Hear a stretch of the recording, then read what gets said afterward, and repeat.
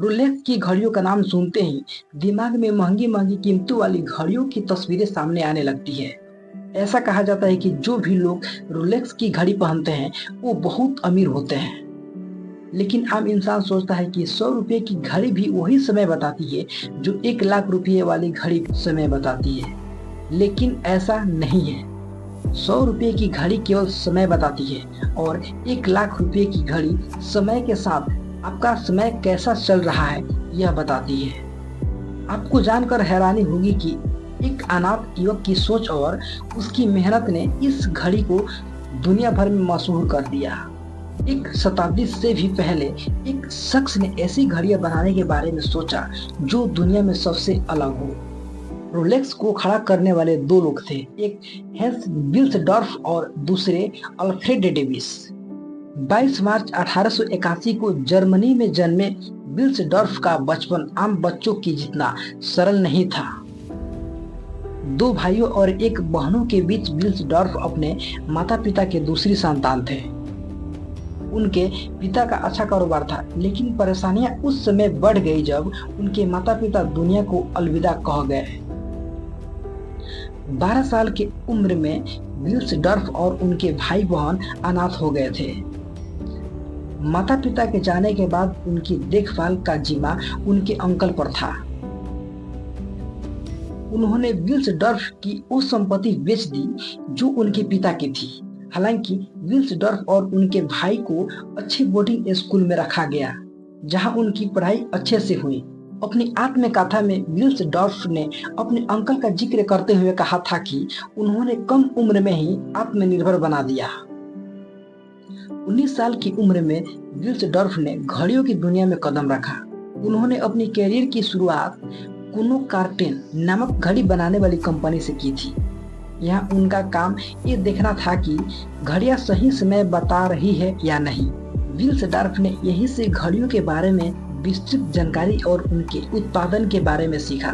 फिर 1903 में वो समय आया जब विल्सडॉर्फ लंदन चले गए और घड़ियां बनाने वाली एक घड़ी कंपनी में नौकरी करने लगे।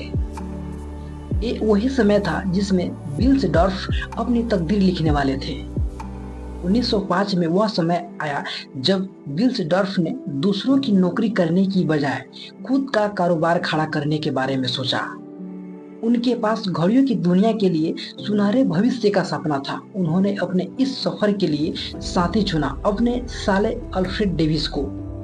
इसी साल उन्होंने अल्फ्रेड के साथ मिलकर लंदन में एक कंपनी खोली जिसका नाम रखा गया विल्सडॉर्फ एंड डेविस कंपनी। यह कंपनी आगे चलकर रोलेक्स के नाम से प्रसिद्ध हुई। हालांकि शुरुआत में विल्सडॉर्फ सिर्फ घड़ियां बनाते थे। उनकी बनाई घड़ियां उनके या उनकी कंपनी के नाम से नहीं बिकती थी। वह शुरुआत में घड़ियों के पुर्जे बाहर से मंगवाते और फिर उन्हें जोड़कर घड़ियां बनाते। इसके बाद वह इन घड़ियों को जौहरियों के हाथों बेच देते थे। ऐसे में ये जौहरी विल्सडॉर्फ की द्वारा बनाई घड़ियों को अपने नाम से ब्रांड करके बाजार में बेचते थे। ये सिलसिला लगभग 3 सालों तक चला। इसके बाद जब विल्सडॉर्फ का बिजनेस चल पड़ा तब वह बाजार में अपनी कंपनी के ब्रांड के नाम से घड़ियां बेचने लगे। 1908 में विल्सडॉर्फ की कंपनी रजिस्टर्ड हो गई। इसी साल उन्होंने स्विट्जरलैंड के एक शहर में अपना नया ऑफिस खोला। 1919 में विल्सडॉर्फ को अपना लंदन वाला ऑफिस बंद करना पड़ा। ऐसा इसलिए क्योंकि पहले विश्व युद्ध के कारण इंग्लैंड सरकार ने टैक्स में काफी बढ़ोतरी कर दी थी। ऐसे में विल्सडॉर्फ ने अपनी कंपनी के हेडक्वार्टर के लिए स्विट्जरलैंड के जेनेवा को चुना। आज भी रोलेक्स की हेडक्वार्टर यही स्थित है। रोलेक्स को स्विट्जरलैंड में अपनी कंपनी स्थापित करने से फायदा यह हुआ कि यहाँ उन्हें कुशल श्रमिक मिले। अभी तक विल्सडॉर्फ की company Wilsdorf and Davis company के नाम से चल रही थी, लेकिन विल्सडॉर्फ अपनी कंपनी का नाम बदलना चाहते थे। वह इसके लिए मात्र 5 अक्षरों का दमदार नाम सोच रहे थे। उनके सामने 100 से भी ज्यादा नाम रखे गए, लेकिन उन्हें एक भी नाम पसंद नहीं आया। एक दिन जब विल्सडॉर्फ लंदन में एक घोड़े द्वारा खींचे जाने वाली ओमनी बस के ऊपर डेक पर सवार थे। ठीक इसी समय उन्हें महसूस हुआ कि जैसे एक जीन ने उनके कान में कुछ फुसफुसाया हो। इसी के साथ उनके दिमाग में एक नाम आया और ये नाम था रोलेक्स। हैरान करने वाली बात यह थी कि रोलेक्स का ना तो किसी भाषा में कोई मतलब निकलता और ना ही ये किसी व्यक्ति का नाम था। ये बस एक नया शब्द था जो सुनने में अच्छा लग रहा था। ऐसे में डर्फ ने फैसला किया कि अपने घड़ियों का ब्रांड नाम रोलेक्स ही रखेंगे। ऐसा इसलिए क्योंकि ये नाम किसी भाषा में बोलने के लिए आसान और आसानी से याद हो जाने वाला था। इसके अलावा ये छोटा नाम था जो घड़ियों पर आसानी से छप सकता था। रोलेक्स के लोगो में एक ताज है। इस ताज का भी अपना एक अलग ही महत्व है। दरअसल विल्स डर्फ ने रोलेक्स के लोगो के लिए इस ताज को चुनकर ब्रिटिश साम्राज्य के प्रति अपना प्रेम दर्शाया था।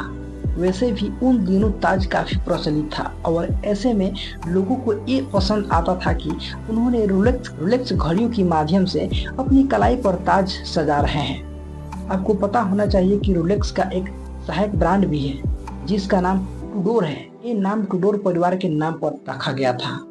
ये वो शाही परिवार था जिन्होंने 1485 से लेकर 1603 तक इंग्लैंड पर शासन किया। समय के साथ रोलेक्स ने घड़ियों की दुनिया में क्रांति लाने का काम किया। अब घड़ियां केवल पॉकेट वॉच ही नहीं रह गई थी। रोलेक्स ने अपनी घड़ियों को इस तरह से तैयार किया कि ये पानी, धरती और पहाड़ हर जगह बिना रुके काम करने लगी। इसे गोताखोरों के लिए डिजाइन किया गया। पर्वतारोहियों ने भी इसे इस्तेमाल किया।